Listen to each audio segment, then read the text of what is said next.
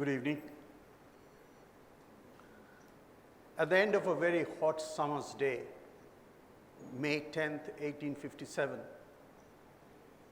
as the English population of the cantonment town of Meerut was getting ready for evensong,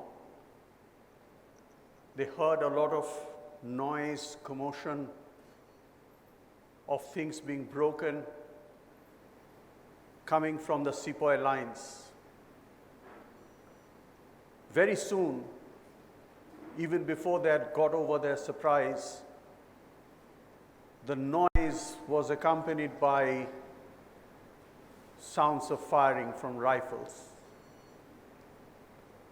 And even before they could send people to inquire about what all this was about, the perpetrators of that noise and firing had entered their bungalows.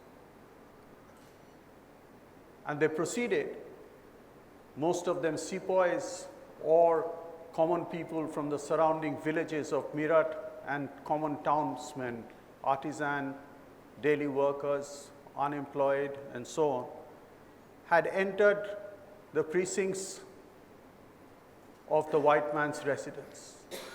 And they proceeded to kill. They proceeded to kill irrespective of age and gender. Any Firangi they found, they could lay their hands upon, they killed. Having killed, and by this time, dusk was falling, there was destruction all around Meerut. What had these sepoys, these common people destroyed? They had destroyed every single government property, government building, the courtroom, the record room, the treasury, the jail, particularly the jail. And they had taken over the bell of arms that contained the ammunition for the cantonment of Meerut. As dusk fell, 75 of them, most of them cavalrymen, rode off towards Delhi. But before they rode off towards Delhi, they performed a very significant act. They cut off the telegraph line that linked Meerut to Delhi. Therefore, there was no way that the people of Delhi, the authorities in Delhi, would get to know what had transpired in Meerut. The scene shifts to the morning of the May the 11th to Lal Killa, what we call the Red Fort. It is the month of Ramzan. The very old and powerless Mughal Emperor Bahadur Shah Zafar has just finished his morning prayers and his only meal of the day when he spies through his veranda smoke rising from across the Jamuna at a toll gate that lay across the bridge of boats, the pontoon bridge that then existed on the Jamuna, linking the eastern gate of the Lal Killa to the river. And the old emperor, the Badshah, asked one of his minions to find out what exactly had happened. Why was there a fire at the toll gate? Before the results of that inquiry could come to him, a large number of Sipahis had gathered actually below his window and his veranda, and they asked for his darshan. They wanted to see him. And when he appeared in the veranda, they said, we are Sipahis from Meerut. We have come from there. We have ridden right through the night. And in Meerut, we have killed the Firangi. And thus started the process of freeing ourselves, freeing Hindustan from the rule of the Firangi. We have come to you to appeal to you to become the leader of this uprising against the Firangi. Bahadur Shah was completely bewildered. He hadn't taken any decision for the last 25 years of any kind. So here he was on the horns of a dilemma when he was asked to be the leader of a rebellion against foreign rule. So he did what he had always done whenever he had to take a decision. He wanted to see the resident of Delhi. But before the resident of Delhi could arrive before His Majesty, these sepoys had entered the walled city of Shahjahanabad. And there proceeded again, much in the manner of what had happened in Meerut the previous afternoon, acts of destruction, looting, plunder, killing. Of course, there were many more Englishmen or Britishers present in Delhi, so each one of them couldn't be killed. And a group of them managed to escape to a house known as Metcalfe House on the ridge north of Shahjahanabad. The house still exists. If you are driving to Chandigarh, or better still, if you are driving to Ashoka University, you can still see it on your left. It's now a spruced up building. So it was there that this handful of Britishers took refuge and escaped the wrath of the Sipahi and the rebel. While this was going on in the city, a group of sepoys broke away and entered the private quarters and the chambers of the Mughal Badshah. This was something unprecedented. Not even the British resident entered these quarters without the Badshah's permission.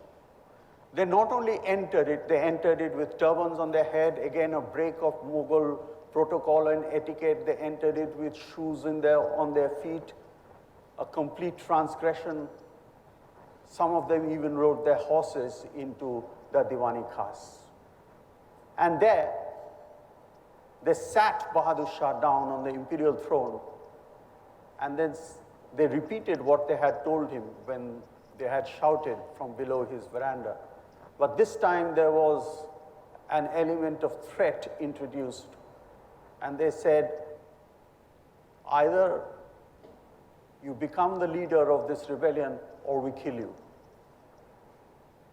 An old powerless monarch who was more adept at writing poetry than providing leadership to a kingdom or to a rebellion was thus forced to become the leader of the rebellion. It was then announced in Delhi that this rebellion was in the name of the Mughal emperor. And it was an attempt to throw out British rule from Hindustan in the name of the Mughal emperor. By the evening of the 12th of May, Delhi had gone completely out of British control. It had fallen into the hands of the rebels. It is remarkable that between 10th, 11th, 12th, 13th, and part of the 14th, no cantonment or any station in North India saw any violence or saw any mutiny or uprising. But as the news of the fall of Delhi traveled across the Gangetic plain eastwards, as the news traveled that the Bahadur Shah was indeed the leader, if even it be the nominal leader, the rebellion was in the name of the Mughal Badshah. As this news traveled across the Gangetic plain, one by one, cantonments rose in mutiny and in rebellion. If you plot the dates of the uprising in the Gangetic plain and the places where these uprisings are occurring, the pattern is very clear. August 14, about 2 days ride, or little less than 2 days ride from Delhi, the news reaches Aligarh. Aligarh rises in rebellion. 1 day's ride to Bulandshahr. The next day, Bulandshahr rises. 1 day's more ride to Etawah. Etawah rises, and so on. As the news travels, with the gap of 1 day's riding or 2 days riding for the news to carry, the cantonments go up in arms till the news reaches Lucknow, Kanpur, Azamgarh, Gorakhpur, Patna, southwards towards Bundelkhand into Jhansi. And everywhere, the actions of these sepoy rebels seem to follow what the Meerut sepoys and the Delhi sepoys had done. There would be a sign, a signal. It was often the firing of the evening gun or the sounding of the evening bugle. The sepoys would come to the parade ground. They would seize the well of arms where the ammunition was kept. And then they would destroy every single structure of authority. As I said, the courtroom, the record room, the treasury, the kachari, the jail, wherever the jail existed. And then they would proceed to kill. So there was a pattern in this, a signal, assembly, seizure of the ammunition, destruction of property held by the government, the Sarkar, or held by the British, and then lot of arson, setting on fire, and then killing. By the beginning of June, there were only 3 places where the British population was still alive. One was in Metcalfe House. The other was in the Residency in Lucknow. And the third was a small entrenchment that General Wheeler had created in the town of Kanpur, where he had moved the entire European population of Kanpur for shelter. These are the only 3 places in North India, in the Gangetic Plain, where the British actually survived the wrath of the sepoy rebels. As some of you know, the Lucknow Residency is the only place where the Union Jack flew right through the rule of the British in India till the midnight of 15th August 1947.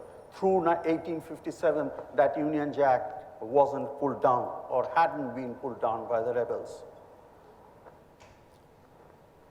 As one British officer looking at these events, he had been an eyewitness, was to say later, write later rather, British rule in the summer of 1857 collapsed like a house made of cards. In one fell swoop of about 15-20 days, all over North India, the British had physically, in many places physically, but certainly in terms of the structure of authority, been obliterated.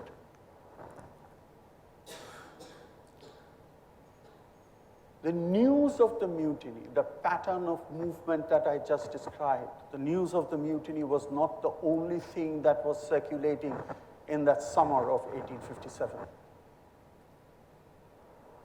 There were 3 other things that were noticeable,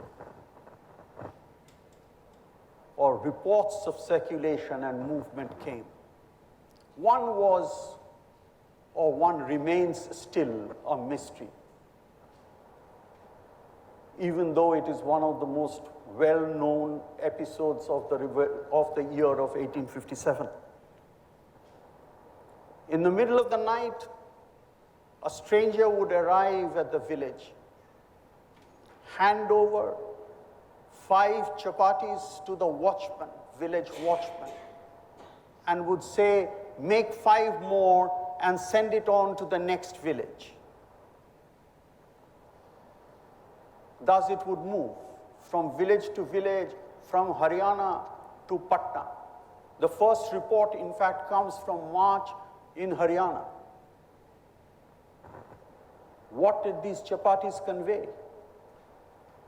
Were they some unknown signal for an apocalypse about to happen? We do not know. But that they moved, that the chapatis circulated across North India, that is beyond doubt. This is one of the great mysteries of 1857. All that we know is that in the previous year, 1856, the same area had been afflicted by cholera, a cholera epidemic.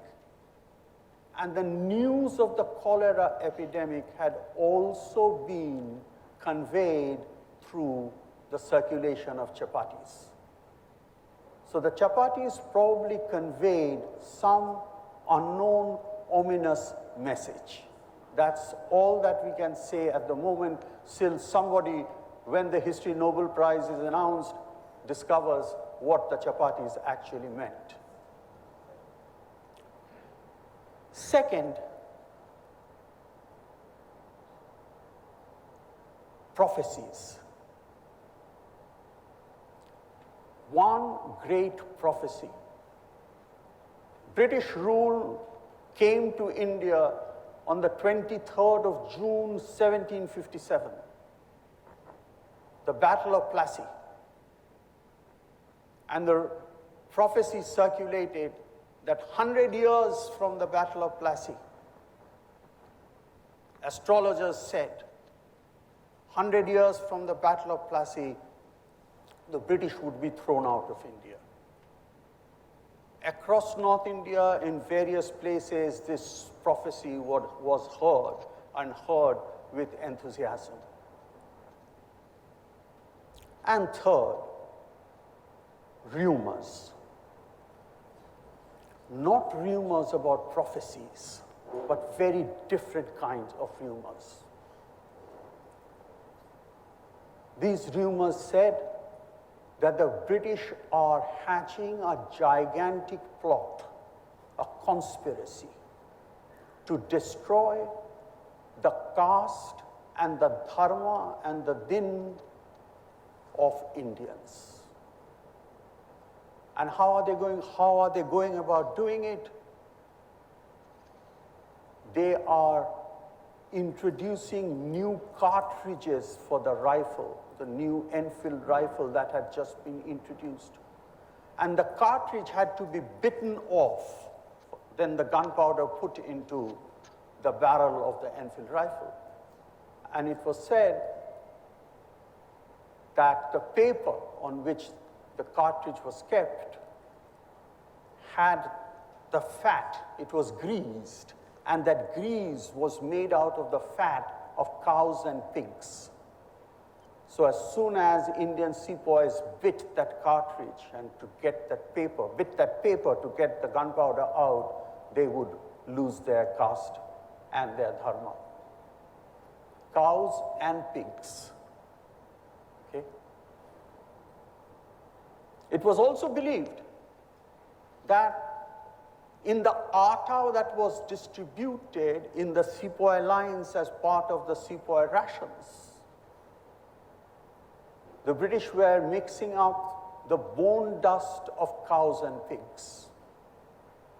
And as soon as the sepoys had that atta, making chapatis out of it, they would lose their caste and their dharma and their din. And in cantonment out of cantonment, sepoys refused to touch those rations, just as they refused to take the new cartridges of the Enfield rifle. So the rumor that the British were trying to despoil the caste, the religion, the dharma and the din of Indian people, of the Indian sepoys, the Indian soldiers. I just want to pause the narrative here to clarify one very important concept which is absolutely vital for understanding the revolt of 1857. The rebels spoke very often about dharma and din. Very conveniently, we translate these two words to mean religion. Actually, they mean, in the language from which they come, they mean something much more than just religion or religious faith. It means a way of life, something much more than religious beliefs. Dharma, the word dharma, for those of you, I'm sure there are many people who have much more Sanskrit than I do in this room. The word dharma comes from dharan, something that holds things together. The bond of ethics, the bond of what is right or what is moral that holds society together. That is dharma. The sepoys, the rebels, believed that the British were trying to destroy dharma and din. They were trying to destroy a way of life, not just religion. Religion was a part, a subset, if you like, of that way of life. A group of captured sepoys, knowing very well that they were going to be hung the next moment, were asked, "Why did you rebel?" And each one of them separately said, "Our dharma was going to be destroyed." What does a man have once he loses his dharma? We rebelled, we rose against the Firangi because we wanted to preserve our dharma. And we find this refrain, I'm just giving one very poignant example. We find this refrain again and again in every few, but every articulation we have from the rebel side. Very few rebels left behind accounts of their activities. The losing side in history seldom does. And this losing side was an illiterate side. So they hardly left behind any account of their own. But the handful that we have, just like the one that I have quoted, all speak about this. And the most important of these articulations are a set of proclamations, ishtahars, that the rebel leadership circulated as vehicles of propaganda and persuasion, issued in the name of various leaders, some in the name of Bahadur Shah, many in the name of Bahadur Shah, some in the name of Begum Hazrat Mahal in Lucknow, some in the name of Nana Sahib in Kanpur, and so on.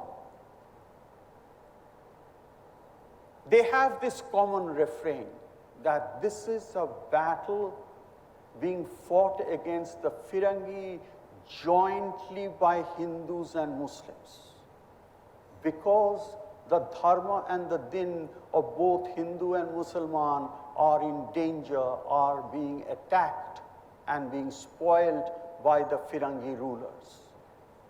This is the common refrain.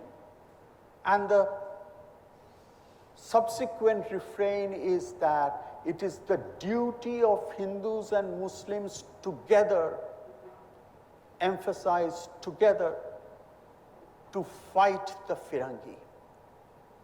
1857-58, the Great Uprising, is also one of the high water marks of communal harmony and communal unity between Hindus and Muslims. They fought together without fighting each other.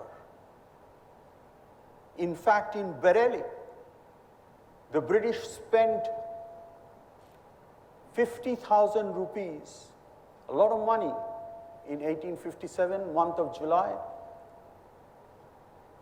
to get the Hindu population of Farrukhabad to rise against the Nawab of Farrukhabad, a Muslim. They failed. That money went complete waste because the Hindus did not take to the bait. Just a point to show that this was indeed a great year for Hindu-Muslim unity. And maybe It was this unity that spurred on later efforts of British rulers to divide and to rule.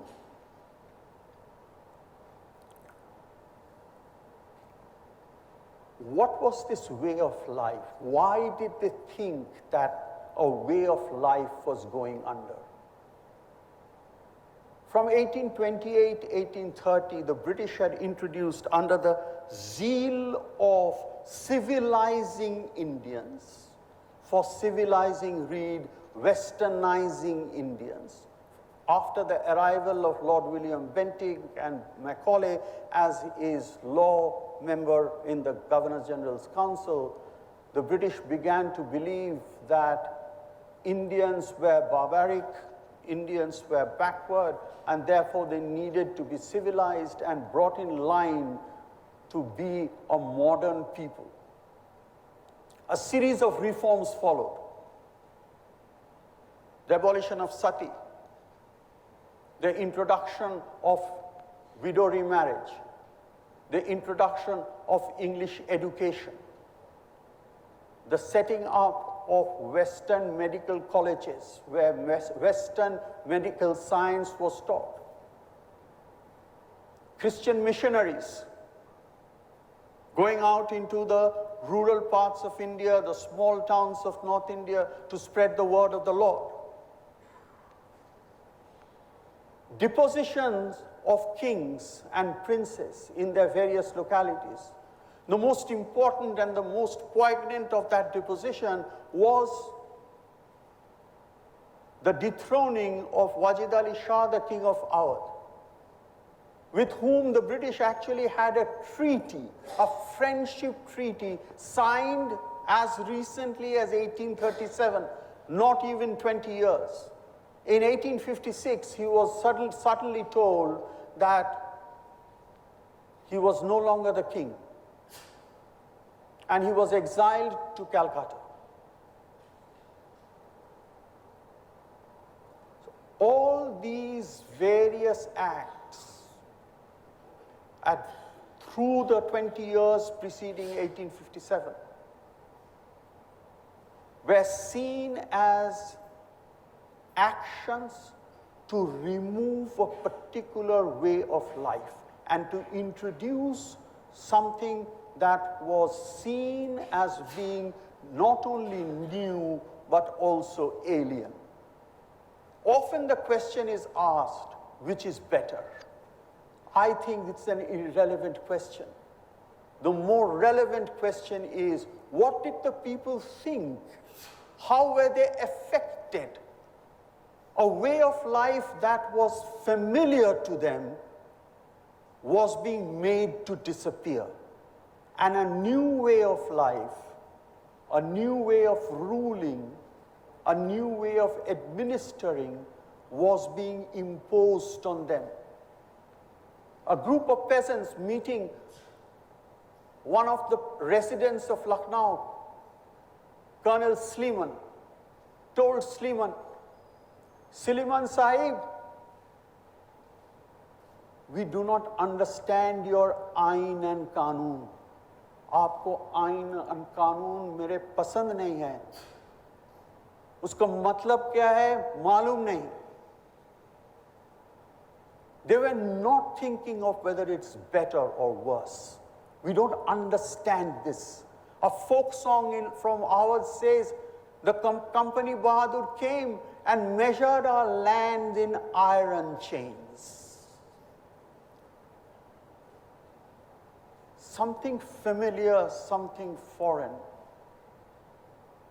It is captured most graphically in Satyajit Ray's Satranj Ke Khiladi, where two different types of kingship, two different ways of ruling are posed against each other. Wajid Ali Shah, when he is told that the British resident Outram has said that he must step down because he is an incompetent king, asks his prime minister, Ali Naki Khan, he says, my subjects sing my songs. My subjects dance with me. My subjects walk with me when I play the tasha in the Muharram. Tell me, Ali Naki Khan, does Queen Victoria's subjects sing her songs? Do they walk with her in the streets of our capital? Two different ways of ruling, two different ways of looking at the world, two different ways of defining the relationship between the king and the subject. And therefore, when Wajid Ali Shah is sent away in exile, and he walks from Lucknow to Kanpur, 10,000 of his subjects walk with him, singing his songs and crying, till he is put on a boat to go to Allahabad and then by train to Calcutta. The British fail to understand that they are imposing something alien. They think they are doing good to the Indians. It is a case of an illusion or a delusion, however you want to phrase it. Two different codes of honor were at conflict. And to illustrate this, I'll give you an anecdote. When the mutiny took place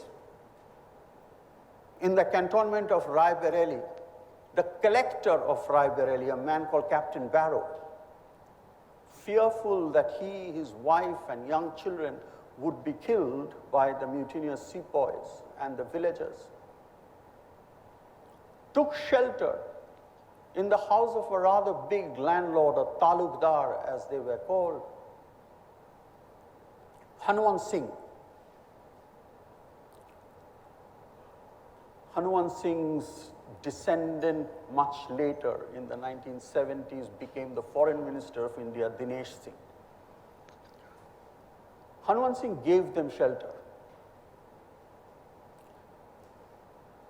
And after things had settled down a bit, the killing had stopped, Hanuman Singh got hold of a boat, gave his own guards, and boarded Barrow and his family on the ship to take them down the river to Allahabad. Before he boarded,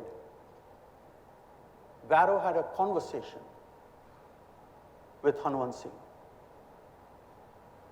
And he recorded that conversation, recorded meaning he wrote it down immediately after he had finished the conversation. The conversation went something like this. Part of what I'm saying is word for word, part of it is a paraphrase. Barrow said, "We are all very grateful to you for what you've done for me and my family. Now I am going.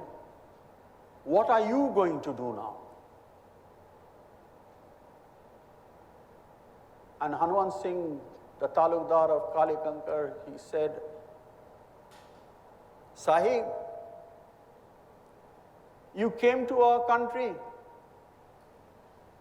and took away from me land and possessions, forts that my family and I had owned for 4 generations. Then the people of the country rose against you and tried to kill you. You came to me for shelter. My honor dictated that since you had come to me to be my guests and you were in danger, my honor dictated that I should protect you. So I have protected you, and I am sending you to safety. After you have gone, my honor dictates that I march with my retainers to Lucknow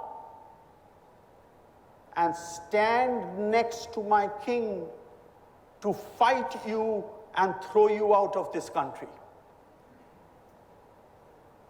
Two different codes of honor. An honor that says a guest should be looked after and protected.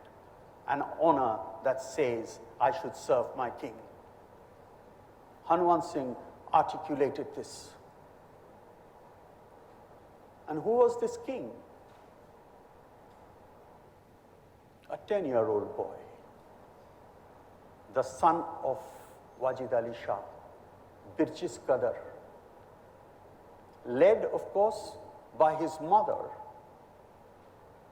now practically forgotten, one of the great heroines of the rebellion of 1857. A bigger heroine, dare I say it at the risk of being lynched, a bigger heroine than Lakshmibai of Jhansi, Begum Hazrat Mahal. A 10-year-old boy who the rebels declared to be the king. Hindu sepoys who surrounded him and said, "You are our king because you are our Kanhaiya." Hindu sepoys, a Muslim king, being hailed as, "You are our Krishna." There's a long lineage there because Wajid Ali Shah, as a Hindu monarch, as a Hindu opera writer, wrote operas about Krishna and danced in those operas as Krishna himself. So the son is being hailed as, "You are our Kanhaiya." These are small vignettes of 1857 that are often not recorded and often not recalled and remembered and adequately emphasized. These are the anecdotes that make the story of the uprising. But are they the only stories? In spite of their poignancy, are they the only stories? No. Above everything else, the year 1857 is the year of blood. Never before and never after. And don't remind me of Jallianwala Bagh, I know about Jallianwala Bagh. Never before and never after has India witnessed bloodshed on this scale, on both sides of the racial divide. And I'll spend a few minutes trying to describe this bloodshed, because I think it's the essential constitutive element of the uprising. I've spoken of the sepoys killing Britishers in every single cantonment. And if you recall, I also spoke of that small entrenchment in Kanpur, where General Wheeler had called in all the Europeans, some 700 in all. From the 6th of June to the 25th of June, this entrenchment encountered shelling, firing, cannonade, completely surrounded with very little water, even less food. This is one of the great stories of British endurance and British suffering and British heroism that is still written about ad infinitum, ad nauseum in British accounts of the rebellion of 1857. On the 25th of June, a lady, an Anglo-Indian lady, identity not known, perhaps a native of Kanpur called Mrs. Greenaway, was seen approaching the entrenchment with a white flag. So she was allowed to come in. And she came as an emissary of the rebel leadership. And her message was that, was it possible to sit across a negotiating table to come to terms, because this was an impasse, no side was winning. Could we end this impasse with some kind of an understanding? So the British in dire straits agreed to this. The meeting was held on the next day, and it was agreed that those who were alive in the entrenchment, and there were about 350, 400 of Britishers alive, men, women, children, they would be given safe passage on the river. Boats would be provided. They would be allowed to go on those boats downriver to Allahabad or Varanasi. And every able-bodied male was be given 10 rounds of ammunition to protect themselves in case something happened on the way. So on the morning of the 27th of May, a very forlorn queue of British men, women, and children, bedraggled, many of them injured, made their way to Satichora Ghat to board the ships. As the boarding was completed, from the Kanpur bank, a bugle sounded, and the boatmen set fire to the awnings of the boat and jumped into the river and ran onto the bank. The boats were on fire, screaming men, women, and children jumped into the water, fearing rightly that they would be burnt alive. As they jumped into the water, from the banks, hidden behind the trees, gunners opened fire, shooting into this population. Those who were still on the boat thought, since there was firing on this side, the Kanpur side, they were safe if they jumped on the other side and tried to swim on the opposite bank. As they did so, gunners hidden on the opposite bank of the Ganges opened fire. When the shooting stopped on an order, the Sawars went in with horses and open swords to slash and kill whoever survived that massacre. 3 men managed to swim away. 30 survived out of 350 who had boarded the ships. The 30 survived, out of which there were 12 or 15 men who were separated and shot straight away. The women were taken away as prisoners. When one Indian eyewitness, perhaps with a dash of exaggeration, wrote in his diary, such was the scale of the bloodshed on the river that the waters of the Ganges remained red for 7 days. These prisoners, 15, 20, girls, women, children, were kept in a room called the Bibi Ghar. And when the news came that the British were about to enter Kanpur, the sepoys were ordered to go into that room and to shoot and kill these unarmed women and children.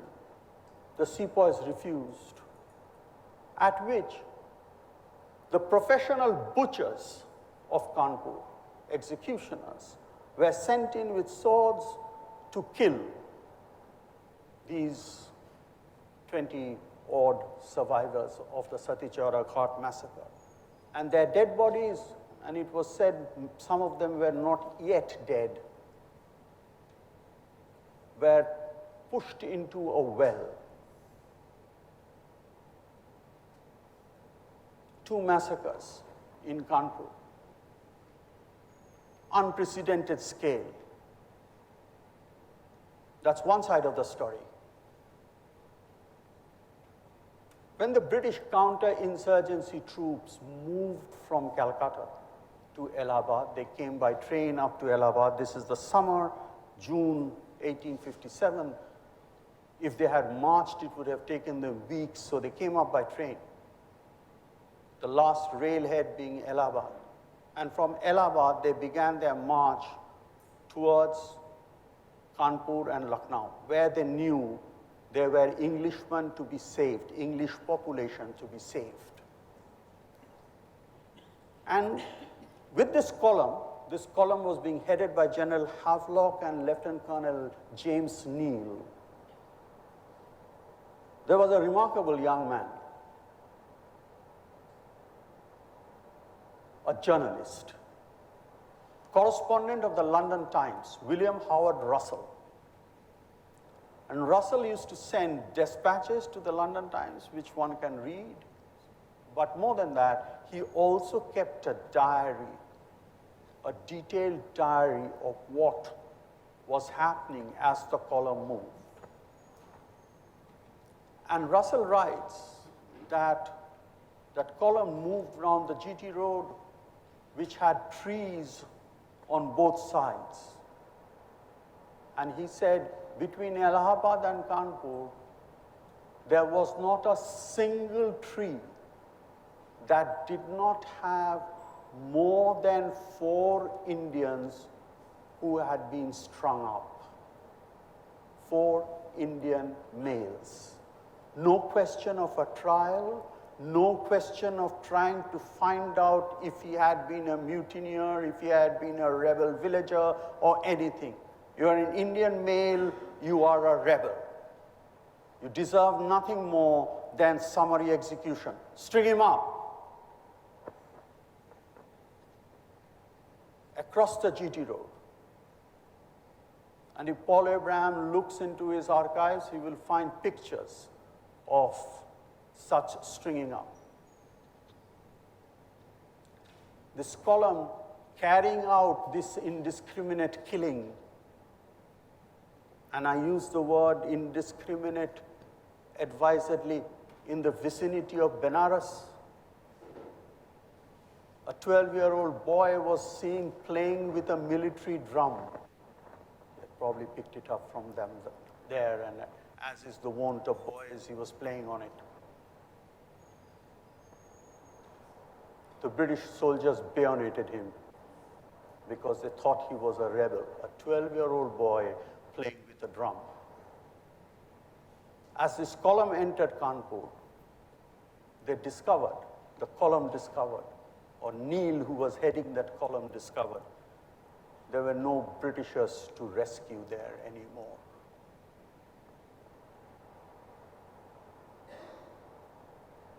He began his investigations. What had happened? What happened to Wheeler's entrenchment? And he came to know bit by bit in 2, 3, 4 days about the massacres. And then he began his own massacre, his own revenge. Every single Indian male he could lay his hands upon, he would capture. Tell him, I'm going to kill you, but before I kill you, you have to do something. And he took that man into the BB car and marked out a portion of the blood-stained walls, a square inch or something like that. The walls were smeared with blood.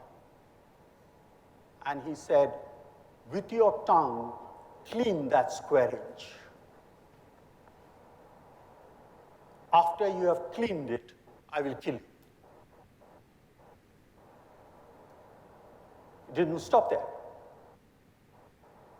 If the man was a Muslim, he was cremated.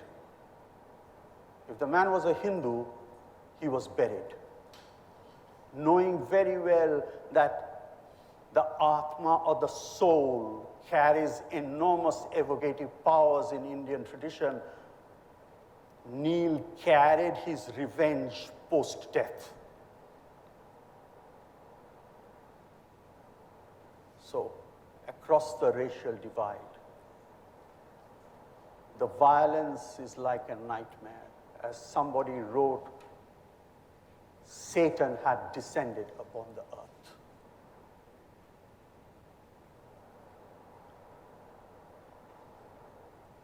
One last vignette, and I'll take your leave. Post-pacification, there was pressure on Lord Canning, the Viceroy, to investigate reports that the rebels had in fact raped. The word rape was never used. It's an interesting euphemism that was put out. British women had been dishonored by the rebels. Is there any truth in this? And a special commission was set up. And by this commission, investigating officers were sent out into the remote villages of North India to find out what exactly had happened. Had women been dishonored, raped, etc., etc.? And from every single village, these reports came back to the commission, and the report of this commission is available in the India Office Library in London, in the British Library. They said there are no reports at all of women being dishonored / raped. Hence the enduring puzzle. In a warlike situation, where they had British women at their mercy,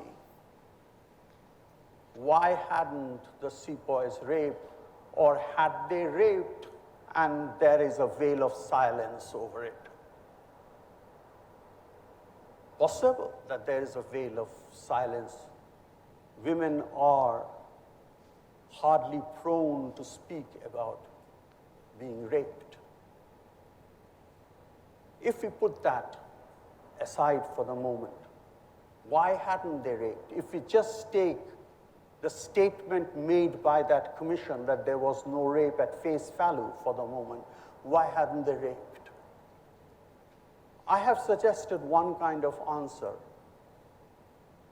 With due immodesty, I was the first person to point out that there hadn't been any rape in any account of the revolt of 1857, because I was the first person who actually dug out this commission's report. The answer I gave was that the British in India, the British presence in India was seen as something polluting. They were here to pollute Indian dharma, Indian din. And therefore, any contact, particularly an intimate contact like a sexual contact, would be seen as even more polluting. Therefore, they killed the polluting agent. Rape became redundant. That is the answer I am giving, by no means the only possible answer. And the story of the uprising that I have told you is my story of the uprising, hence that correction there. This is not the story of the uprising. It is a story of the uprising. Rudrangshu Mukherjee's story of the uprising, which you are welcome to accept, modify, destroy, disagree with. Let there be an insurrection of knowledge rather than a suppression of knowledge. Thank you.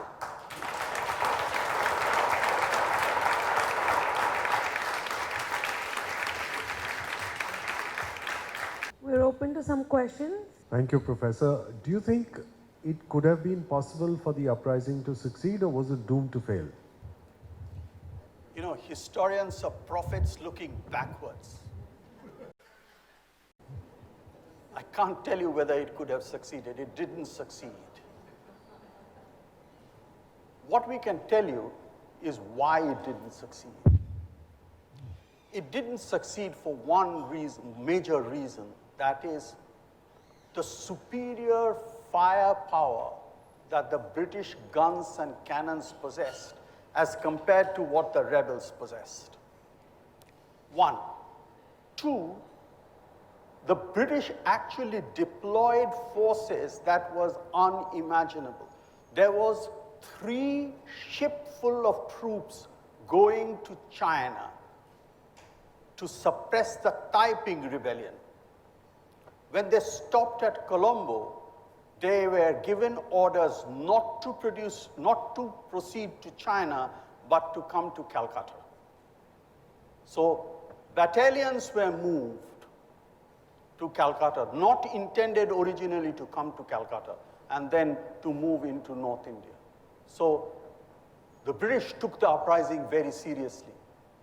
They knew that if they lost this one, they would have lost India. So the deployment of forces and the better military technology, I would say, these are the two reasons that lead to the defeat or the suppression of the uprising. Whether it could have succeeded, well, if the British didn't deploy so many troops and didn't have so much gunpowder, it could have succeeded. But that's in the realm, completely in the realm of speculation, not in the realm of the historian. Superb, compelling description, I must say. I have a question to ask. Any reason why it didn't move west of Meerut towards, say, Lahore and so on as much as it moved east? No, this is something that I should have said, but constraints of time and maybe constraints of my own attention. I was talking about what is the core area of the uprising. Outside that core, in Punjab, as far east as Assam, Dhaka, parts of Rajasthan, even small areas beyond Jhansi, there were uprisings. But this is the core area. There was an uprising in Lahore, in Peshawar, in Sialkot. So it's not as if there were no uprisings there. The reason I ask the question is because there's some sort of anecdotal stories going around about the linkage between the Second Sikh Wars and the mutiny, where in the Second Sikh War, the troops from Eastern India supported the British and fought against the Sikh troops and Maharaja Ranjit Singh's forces. No, I don't know about the anecdotal evidence, but there's a historical sequence here. It is to do with the regionalization of the British conquest of India. The British did not conquer India in one fell swoop. They conquered it bit by bit. Bengal in the first half, 1750s, 1760s, Western India going slowly with the 3-4 Anglo-Maratha wars, Tipu Sultan going in the late 18th century in the Anglo-Mysore wars. Then you move northwards where you have Lord Lake's conquests of Rajasthan, the environs of Delhi, etc. Again in the 1805-6 up to 1818. And then you have the turn of Punjab when it's conquered. The two Sikh wars, one of which is a bloodbath, Chilianwala, 1849, I think. And then comes the conquest of North India. So everywhere the British conquer, they face a resistance. They suppress that resistance, violent resistance. People forget Mir Qasim's battle in the Battle of Buxar in 1764 in defense of the Bengal Nawabi is a touch-and-go affair, as is Tipu Sultan and Hyder Ali's battle, as is Jaswant Rao and the Scindia's battle in Western India. The Sikh wars are similarly, as I said, they are bloodbaths, close-fought encounters. And then comes the conquest of North India, and North India resists. It resists in the form of the uprising of 1857. Since this is your version of the uprising, what's your explanation for the 5 chapatis? I have none. As I said, if I had, I would have told you. Thank you, Professor, for a brilliant exposition. I've always wondered about the awkward position that the Indian Christians and the Eurasians in the cantonments and the different cities in Lucknow, Lama-Tenier, Delhi, Jhansi, etc. were placed in, and they got caught in the crossfire. Has there been some research? Do we know their story? Is there some articulation of their voices? There's no articulation of their voices, but the rebels all not only attacked Britishers, they attacked those they found to be the friends of their enemies. Hence Anglo-Indians, hence Bengalis, my forefathers. Okay, they were, pardon my French, shit scared of the sepoys, my forefathers were. And they thought, these people are bringing about the end of the world. There's a great account of a Bengali intellectual who, because he went to work in the courts, used to wear Western dress. But he himself writes in his autobiography, underneath it I wore an Indian dress. If the Sipahis came, I'd quickly undress. So, hatred was also by association. The Firangi, whoever and whatever is associated with the Firangi is the target of attack. Hence, Anglo-Indians and the mixed races were similarly in danger, and many of them were also killed. I actually happened to visit the Kali Paltan temple, also called the Ogharnath temple in Meerut cantonment, a few years back. And I saw a board there which mentioned about a fakir who had sowed the seeds of the revolution in the, the Indian sepoys, and that's how the whole mutiny started. So could you, mention something about that? I don't know anything about this particular fakir, but one thing is well documented, that in this time, in the summer of 1857, there were a lot of holy men, for the lack of a better term, of both religions, who were moving around North India, spreading the word of rebellion, or rather spreading the idea that the British were trying to destroy dharma and din. Of that there is no manner of doubt. So maybe the Meerut fakir was one of them. A very interesting phenomena, I know of 3 places where this occurred: Kanpur, Meerut, Lucknow, where the prostitutes of the towns refused to sleep with sepoys, and they said that till you rise against people who are trying to destroy our dharma, we are not going to be your slaves and sleep with you. Just a clarification. When you said that the British brought in their troops, the troops were Brits or they were Indians? No, troops from England. They had troops from England brought in here? Yes, absolutely. Okay. Thank you for that spellbinding tale. It was wonderful. So there are some accounts that I don't remember where I read them, that Delhi, that the British targeted the Muslim elite population of Delhi in 1857. But didn't they know that Bahadur Shah Zafar was just a titular head of this rebellion? So why then the targeting of the Muslim population, if that is the case? For that very reason. So you target the leader and whoever is associated with him, and the Muslim elite of Delhi were always part of the Badshah's patronage network. So we usually associate Mangal Pandey with the uprising of 1857. So could you maybe expand his importance on the uprising? None at all. Mangal Pandey shot his British officers on the 27th of March 1857. The uprising happens in Meerut in 1857, and nowhere in North India anybody ever mentions Mangal Pandey.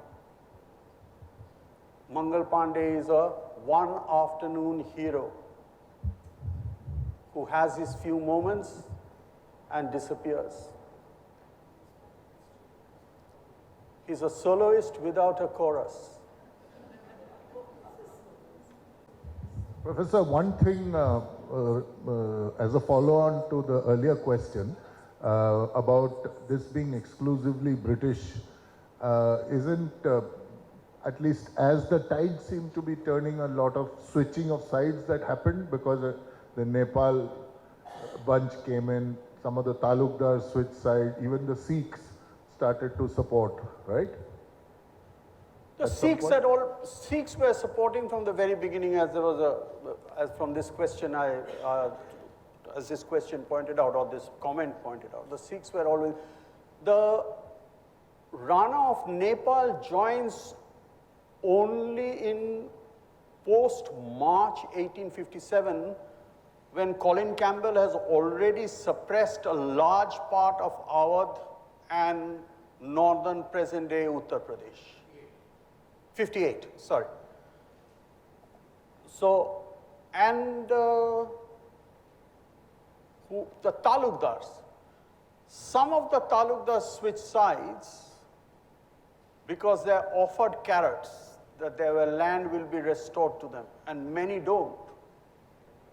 When Begum Hazrat Mahal escapes to Nepal, she has with her more than 100 Talukdars who are fighting with her, and fighting with her as a matter of honor, knowing that they have been defeated. They are retreating into Nepal, where almost all of them die either out of starvation or out of cholera.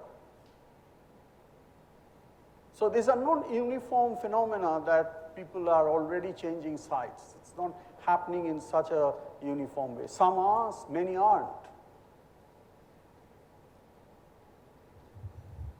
Oh, sorry, there's a question at the back. We'll come back. Professor, thank you. It was very interesting talk.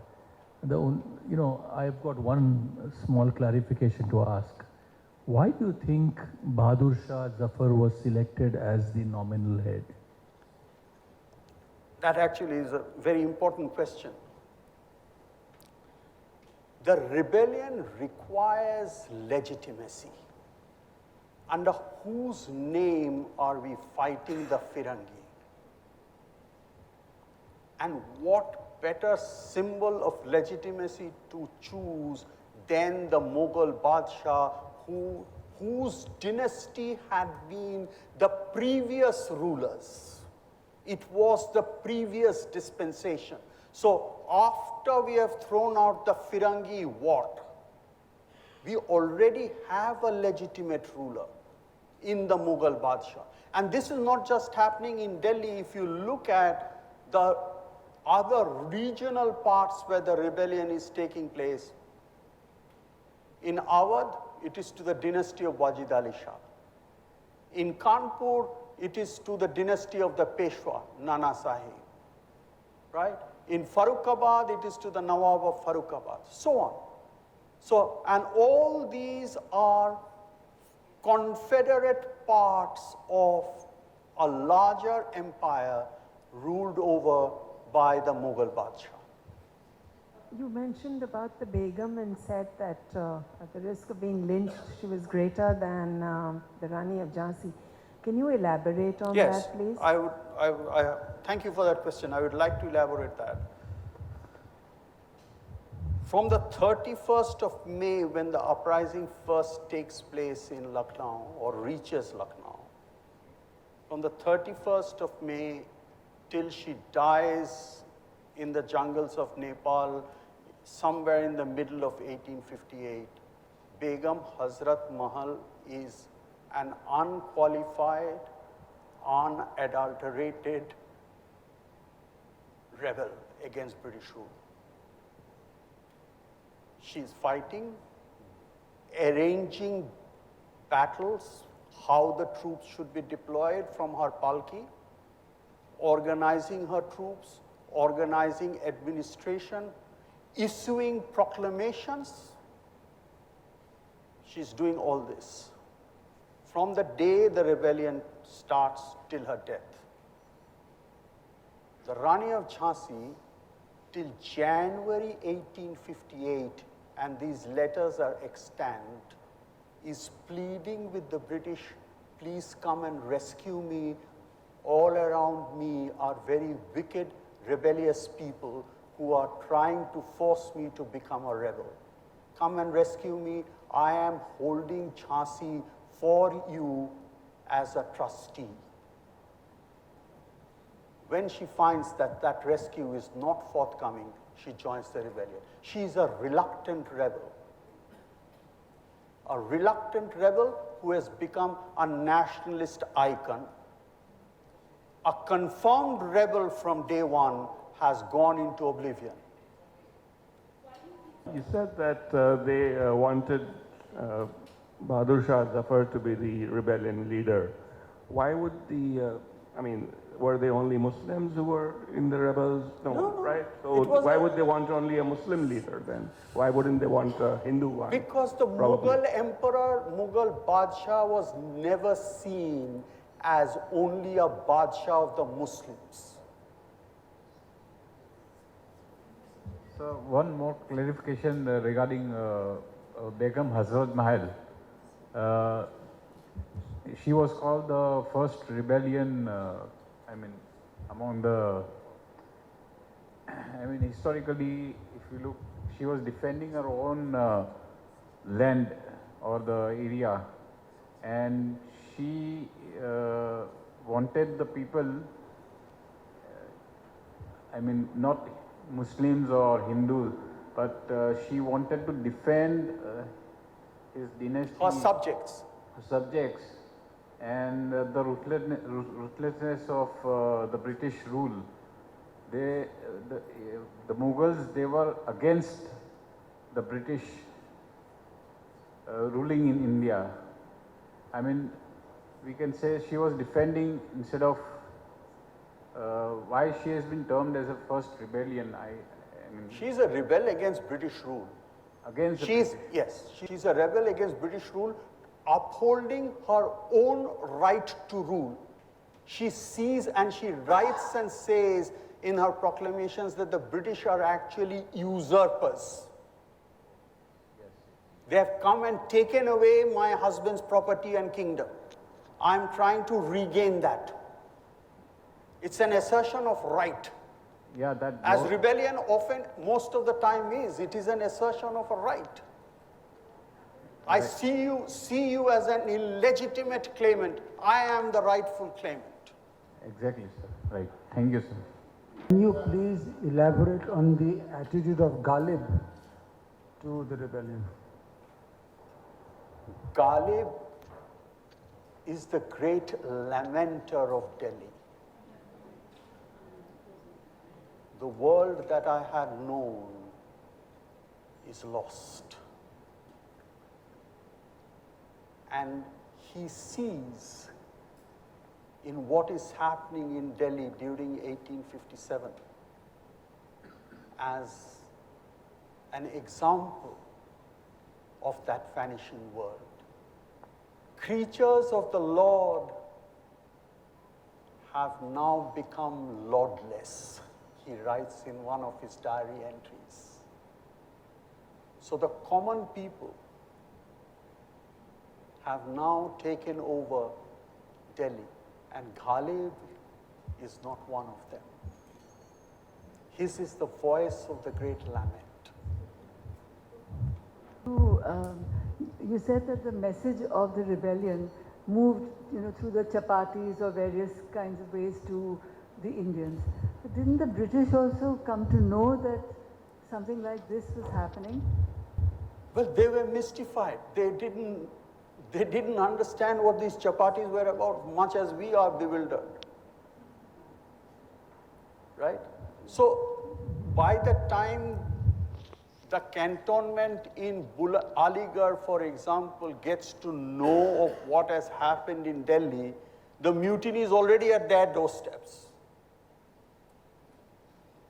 Professor Mukherjee, in your opinion, did the uprising of 1857 hasten independence or actually push it further away because the British came down so heavily on India, moved troops here, changed laws? They were Neither. I am not willing to be party to this act of appropriation of the rebellion of 1857 into a nationalist narrative.